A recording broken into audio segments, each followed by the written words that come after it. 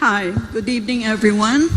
Thank you so much for the 4 presidential candidates who had both the political commitment and the political courage to be part of this conversation.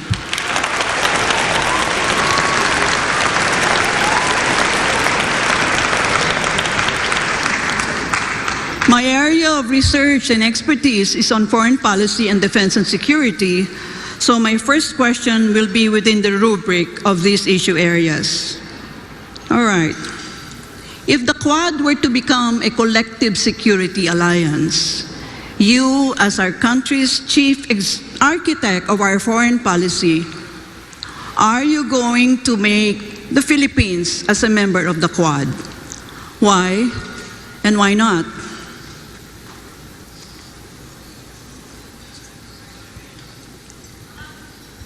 Professor Carlos's question will be addressed to Secretary Norberto Gonzales first.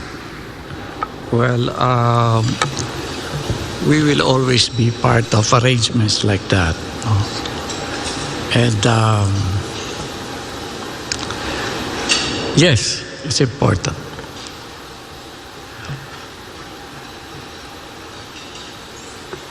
Dapat lagi kasi may mga kasama tayo kung may mga hiharap tayo mga problema sa mundo.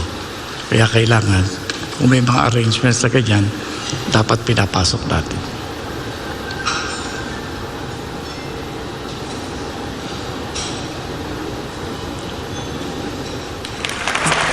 Secretary Gonzales, if you have nothing to add, the other candidates may react to his answer. I think Secretary Ernie Abella. Yes. The Philippines needs to retain an independent foreign policy, and in which case it needs to be able to dance between the two great powers. As we can maintain relationships with them, but not to join. However, because we need to be able to maintain that specific independent stance.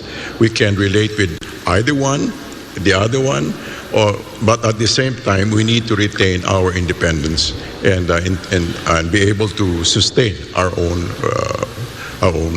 sovereignty. Thank you. Yeah, but Mr. Abella, remember, you're still linked to the United States of America because of the Mutual Defense Treaty. That's true. So the Quad is composed of, well, so-called democracies. And so are you more leaning towards being part of the Quad or some other collective security arrangement? It's not a question of leading more, but the question of being able to maintain both while maintaining a balance. Yeah, I have a problem with the concept of independent because it's like you're sitting on the fence. Is that what you mean? No, I mean to say that we need to be able to make our own stands and be able to make our own decisions without undue influence from anybody.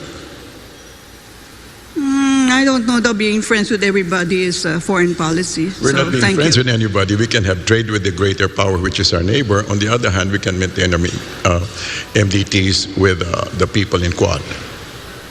Yeah, well, the reason why, and this is for all the candidates, I asked this question is that right now I'm sure the big powers are trying to carve their own spheres of influence. And because we've always been within the sphere of influence of the United States of America, the Quad is simply an extension of this proposed collective security arrangement. On the other hand, we can always be sure that they will always stand for us. Well, of course, nobody can answer that question, even if we ask Biden today, you know. First, we have Grammarly. The free version checks basic spelling and grammar. Grammarly Premium, on the other hand. Thank you. Thank you.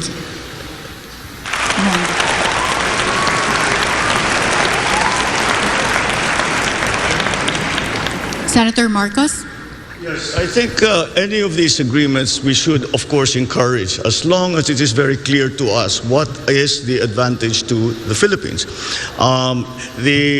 What the professor just mentioned was she spoke about the great powers trying to carve out spheres of influence. I reject that model that I believe no longer applies in the geopolitics of the modern world.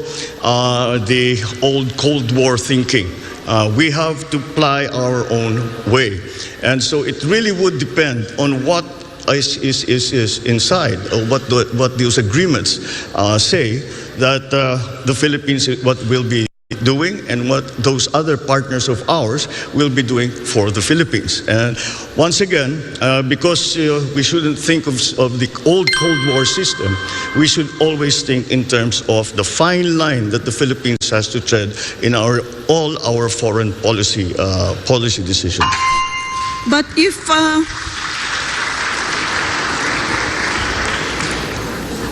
Mr. Marcos, if you reject the concept of spheres of influence, does that mean you are going to scuttle the Mutual Defense Treaty when you become President of the Republic?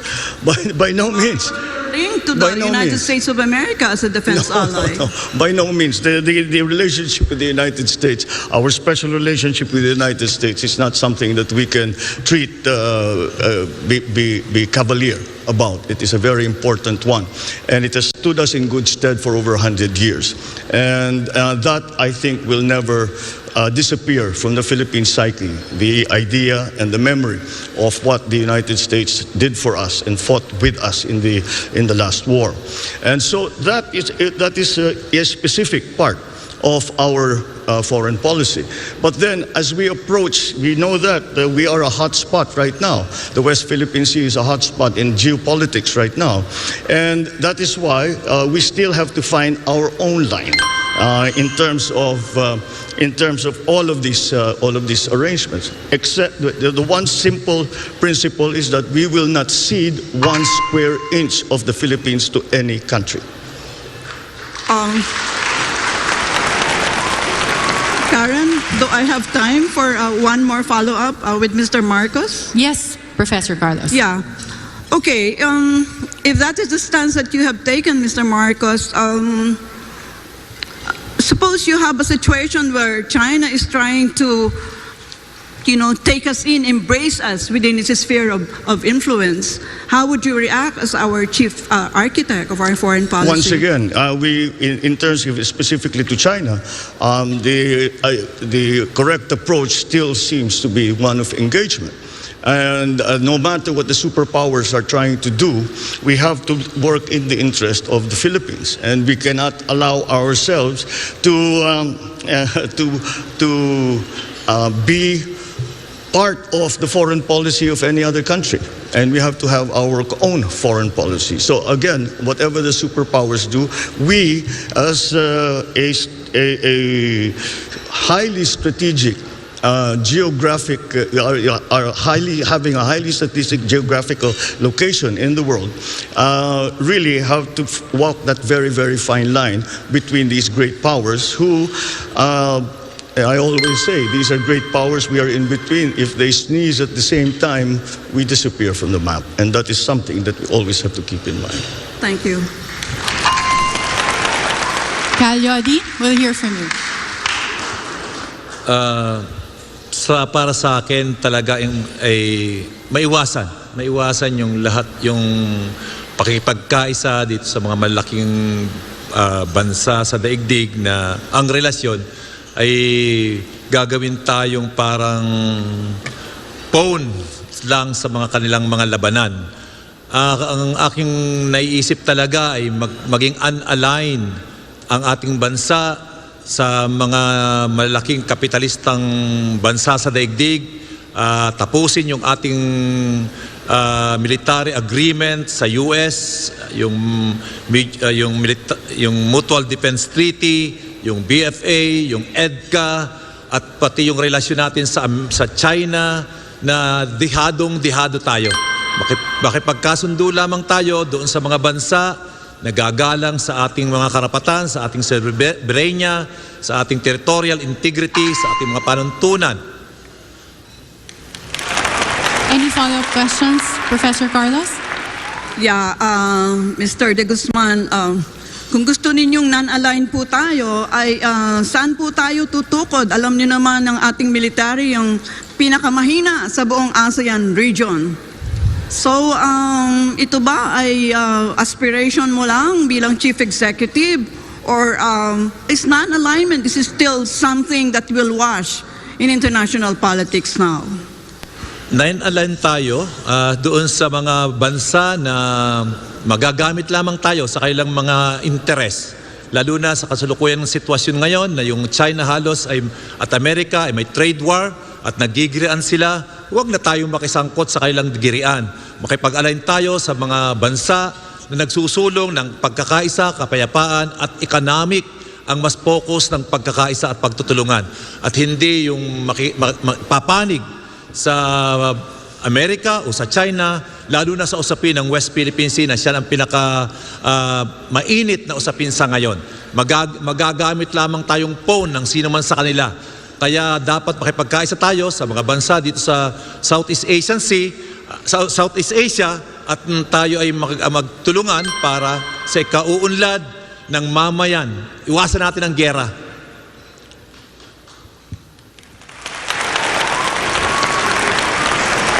Is there any rebuttal from our candidates?